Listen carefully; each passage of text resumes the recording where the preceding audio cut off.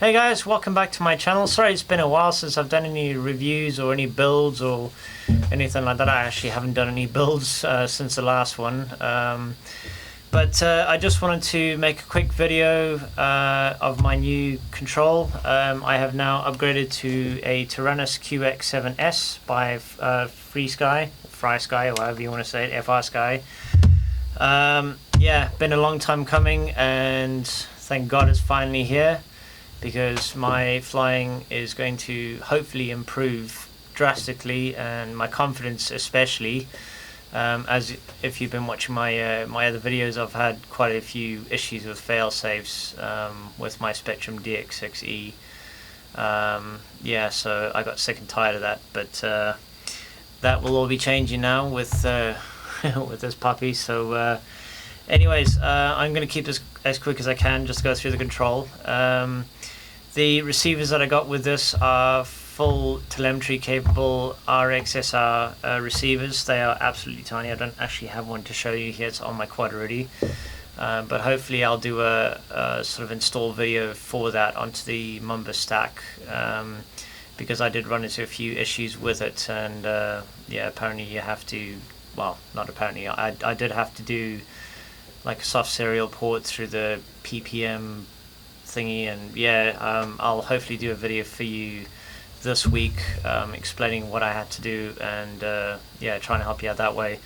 But yeah, anyways, yeah, enough chatting. Keep this as quick as possible. Just gonna go through and show you the controls. Right, so here we have the QX7S. This is the carbon edition. This has been hydroed up. This is not actual carbon fiber. That would be really nice and probably a lot lighter. I think this weighs around 800 and something grams. It's not too heavy. I mean, obviously you got your positioning for your lanyard and all that kind of stuff on this, on your balance or your spreader bar or whatever you want to call it. Obviously the QX7 comes with the normal ball bearing gimbals. This actually has the Hall sensor M7 gimbals.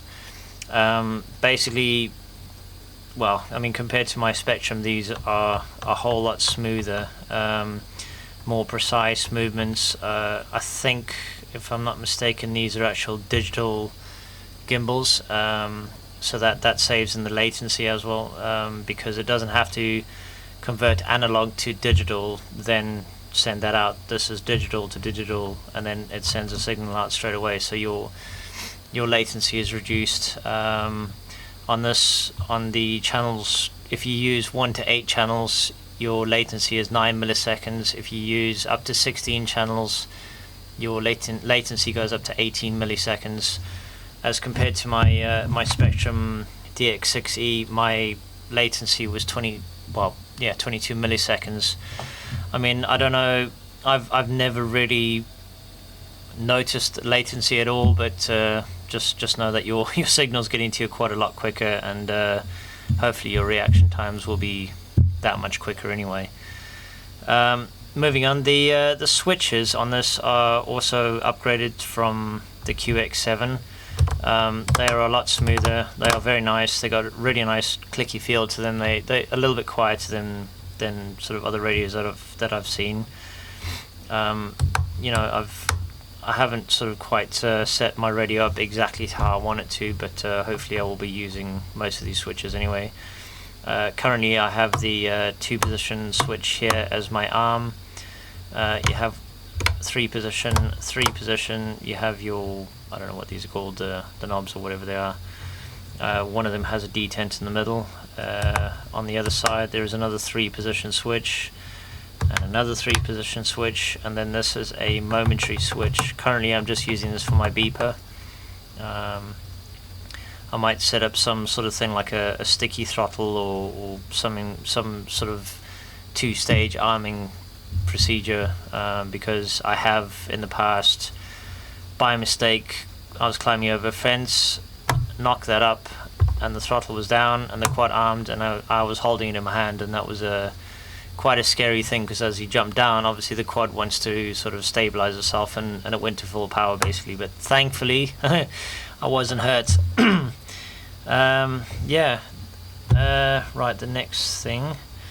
Obviously this has the, what are they called? Audio speech outputs. So you have a microphone in the middle there, which is really cool. Tells you, you can set pretty much anything you want. You can probably, well, I think you can actually take your own recordings and turn them into WAV files, and then obviously the Taranis can read them because they're sort of a smaller, simplified file of the original. But yeah, I've got this currently set up to basically give me a warning when my r-xsr is low, because I can actually get telemetry with this now. So it will show me on my r-xsr. I'll show you in a video in a little bit.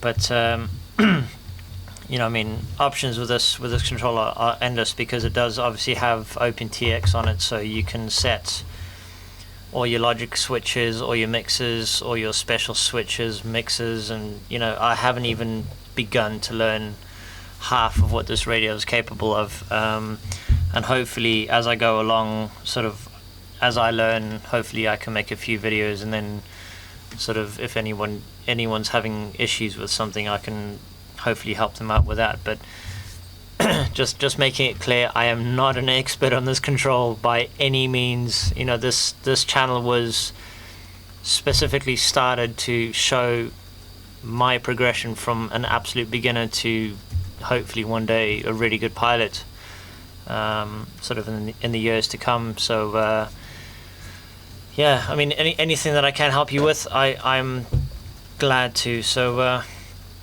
anyway, so yes, that's my my new Taranis QX7S. Another thing that people kept on saying is that it's actually bigger. I wouldn't say that. I mean, well, I can't get it in the shot together, but yeah, I mean, this is my my Spektrum, and it's a good 1/2 inch to 3/4 of an inch actually taller. So standing, just lying it flat like this. Depth wise, it's pretty similar. Width wise, it is slightly narrower, the Spektrum, compared to the Taranis, but then again, how the Taranis feels in your hands is really nice, because it's obviously got these rubber grips on the back here. Oh, one other thing I like about this radio is the external module bay. Hopefully I'll be able to get an R9M module or TBS Crossfire one day when I have enough money to, but as for the moment, I think I'll just do with the internal RF module. But yeah, it does feel really nice and comfortable. These obviously, this isn't actual real leather, this is synthetic, but it's a nice touch, and it feels really nice in your hands. I'm a thumber, so I don't know how people fly like that. It's just weird to me anyway. If you do and it works for you, carry on, but I'll always stick with being a thumber. You get loads of grip off these off the gimbal grips, or whatever they're called. Obviously they've got the knurls on the inside there for pinches. So but yeah, that doesn't matter to me. But anyways, that's just a quick rundown of the control.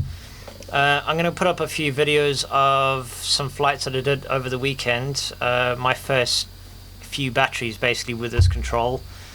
I absolutely love it. It's not set up to how I want it yet, but I am flying, and that's always a plus. So yeah, without further ado, I'll just I'll stick a few short clips of me flying on the weekend, and hope you enjoy. Thanks for watching, and if you're not a subscriber, please subscribe. Thumbs up if you like the video.